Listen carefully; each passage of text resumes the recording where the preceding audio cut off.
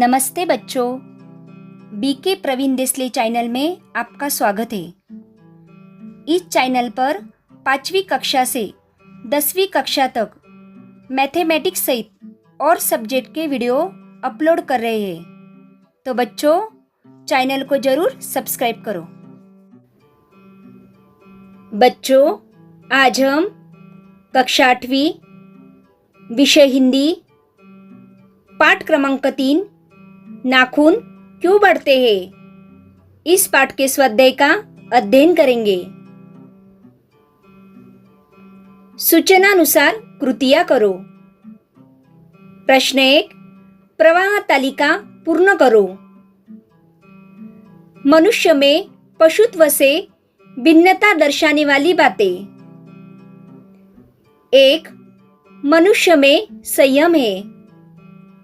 2, दूसरे के सुख दुख के प्रति संवेदना है। 3, श्रद्धा है। 4, तप त्याग है। प्रश्न 2, प्रतीक लिखो। नाखूनों को बढ़ाना, नाखूनों को काटना। नाखूनों को बढ़ाना। 1, जंगलीपन का प्रतीक। 2, पाशवी प्रवृत्ति का प्रतीक। 3, पशुता के अवशेष। 4, घृणा का प्रतीक। नाखूनों को काटना। 1, मनुष्यता का प्रतीक। 2, संयम का प्रतीक। 3, त्याग का प्रतीक। 4, तप का प्रतीक। प्रश्न 3, उत्तर लिखो। 1, मनुष्य की चरितार्थता इन 2 बातों में है।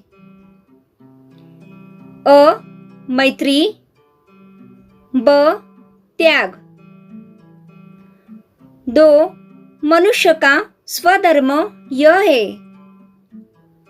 अ, अपने को संयत रखना। ब, दूसरों के मनोभावों का आदर करना। 3, मनुष्य को नाखूनों की जरूरत तब थी। अ, जब मनुष्य जंगली था। ब, जीवन रक्षा के लिए उसके अस्त्र होते थे। अगला प्रश्न, भाषा बिंदु। 1, निम्न शब्दों के लिंग पहचान कर लिखिए। उत्तर। 1, आत्मा स्त्रीलिंग। 2, व्यक्ति पुल्लिंग। 3, बादल पुल्लिंग। 4, तार पुल्लिंग। 5, note pulling. 6, नाखून पुल्लिंग। 7, पुस्तक स्त्रीलिंग। 8, तकिया पुल्लिंग। 9, दही पुल्लिंग।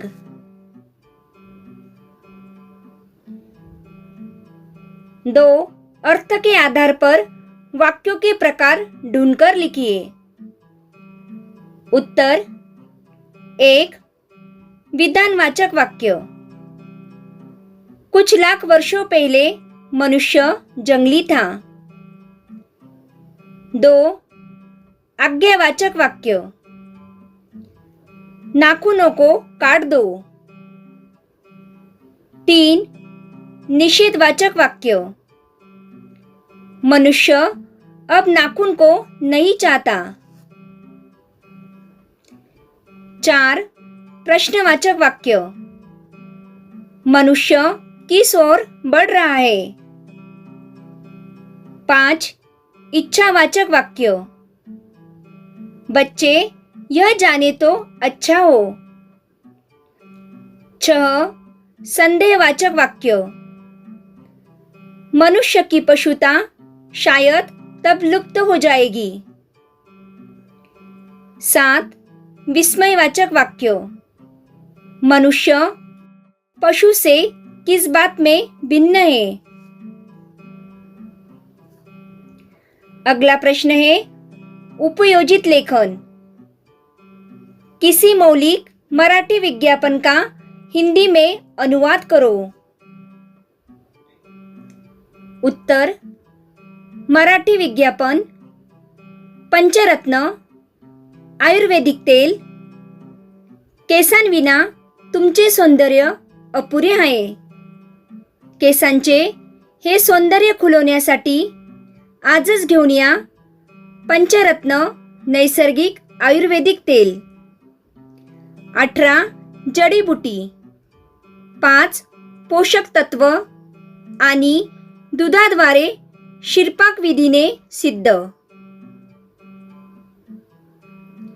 केसांच्या 5 समस्यांवर निवारक। कोरडे आणि निर्जीव केस, गळणारे केस, विरळ केस, कोंडा, कमजोर केस। दूरध्वनी क्रमांक 022 51 56 0001। हिंदी में अनुवाद। पंचरत्न आयुर्वेदिक तेल। बालों के बिना आपका सौंदर्य अधूरा है। बालों का यह सौंदर्य बढ़ाने के लिए आज ही लेकर आइए पंचरत्न नैसर्गिक आयुर्वेदिक तेल। 18 जड़ी बूटी, 5 पोषक तत्व और दूध के द्वारा शिरपाक विधि से सिद्ध। बालों की 5 समस्याओं पर निवारक। रूखे और बेजान बाल, झड़ने वाले बाल, 2 मुँहे बाले, रूसी, कमजोर बाल। दूरध्वनी क्रमांक 022 51 56 0001। अगला प्रश्न है मैंने समझा। उत्तर हमारे बड़े हुए नाखून हमारे भीतर की पशुता व बुराई के प्रतीक है। जिस प्रकार हम उन्हें काटकर दूर करते हैं उसी प्रकार हमें अपने भीतर की अन्य बुराइयों को त्याग देना चाहिए। अगला प्रश्न है स्वयं अध्ययन। शरीर के विभिन्न अंगों से संबंधित मुहावरों की अर्थ सहित सूची बनाओ। उत्तर 1 आंखों का तारा, बहुत प्यारा। 2 नाक कटना, बेइज्जती होना। 3 पीठ दिखाना, भाग जाना। 4 हाथ मलते रह जाना, पछताना। 5 पेट में चूहे दौड़ना, बहुत भूख लगना। 6 बाएं हाथ का खेल, बहुत आसान काम। 7 अंगूठा दिखाना, साफ मना कर देना। 8 घुटने टेकना, हार मानना। 9 कान भरना, शिकायत करना। 10 अपने पैर पर कुल्हाड़ी मारना, खुद को जानबूझकर किसी मुसीबत में डालना। अगला प्रश्न है मौलिक सृजन। सद्गुणों और दुर्गुणों में अंतर लिखो। उत्तर, सद्गुणों और दुर्गुणों में अंतर। सद्गुण, दुर्गुण। 1. मनुष्यता की भावना होना। 1. मनुष्यता की भावना न होना। 2. ईमानदारी से काम करना। 2. बेईमानी के रास्ते पर चलना। 3. हर व्यक्ति से शांति एवं नम्रता से बात करना। 3. हमेशा चिल्लाकर बोलना व अपशब्द कहना। 4. शरीर को स्वच्छ रखना। 4. अस्वच्छता से रहना। 5. हमेशा सत्य बोलना। 5. हमेशा असत्य बोलना। 6. बड़ों की आज्ञा का पालन करना। 6. बड़ों की आज्ञा का पालन न करके स्वयं के अनुसार चलना। 7. सबके प्रति स्नेह, दया व अपनेपन का भाव रखना। 7. अहंकार व ईर्ष्या की भावना रखना।